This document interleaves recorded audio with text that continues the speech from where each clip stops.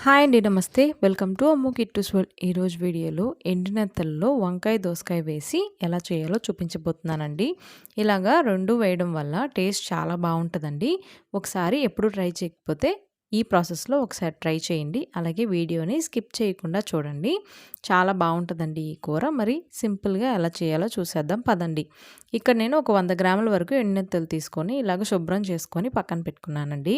వీటిల్లోనే వేడివేడిగా ఉన్న నీళ్లు పోసుకోవాలి. ఈ నీళ్లు పోసి ఈ వేడంతా కొంచెం గోరువెచ్చగా అయ్యే వరకు వదిలేసేయండి. ఇలాగ గోరువెచ్చగా అయిన తర్వాత ఇలాగ చేతులతోని బాగా రబ్ చేస్తూ వాష్ చేయాలండి. ఇలాగ వాష్ చేసిన తర్వాత ఇంకొక 2 సార్లు నార్మల్ వాటర్‌తో వాష్ చేసి పక్కన పెట్టుకోండి. ఈ కూర కోసం ఒక పెద్ద ఉల్లిపాయ, పచ్చిమిరపకాయ, అలాగే ఒక దోసకాయ, అలాగే 2 టమాటాలు కట్ చేసి పెట్టుకోవాలి. ఒక హాఫ్ కేజీ వరకు వంకాయలు తీసుకున్నానండి ఇక్కడ. ఇప్పుడు ప్యాన్ పెట్టుకొని ఒక 2 స్పూన్స్ ఆయిల్ వేసుకొని చిటికెడు పసుపు వేసుకొని మనం తీసి పెట్టుకున్న ఈ నెత్తలను వేసుకోవాలండి.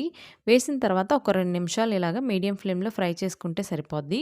మరి ఎక్కువసేపు ఫ్రై చేయకూడదండి. అలాగే తీసిన తర్వాత ఇందులోనే తాలింపు దినుసులు, కొంచెం కరివేపాకు వేసుకొని తరిగి పెట్టుకున్న ఉల్లిపాయ, పచ్చిమిరపకాయ వేసుకోవాలి.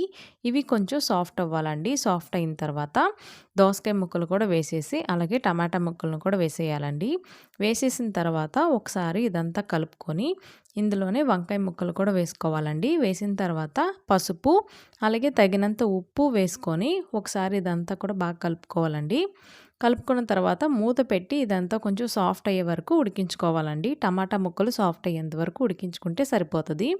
ఇలాగ చూసారా, ఇలా సాఫ్ట్ అవ్వాలండి. ఇప్పుడు ఇందులోనే ఫ్రై చేసి పెట్టుకున్న ఈ నెత్తలను కూడా వేసుకోవాలి. వేసుకున్న తర్వాత తగినంత కారం వేసుకోవాలండి. మనం ఉప్పు ముందుగానే వేసాం కాబట్టి ఇంక వేయనక్కర్లేదు. సరిపోకపోతే కనుక వేసుకోవచ్చు. ఇలా వేసిన తర్వాత కొంచెం వాటర్ పోసుకోవాలండి. చిన్న టీ గ్లాస్ వాటర్ పోసుకుంటే సరిపోతుంది.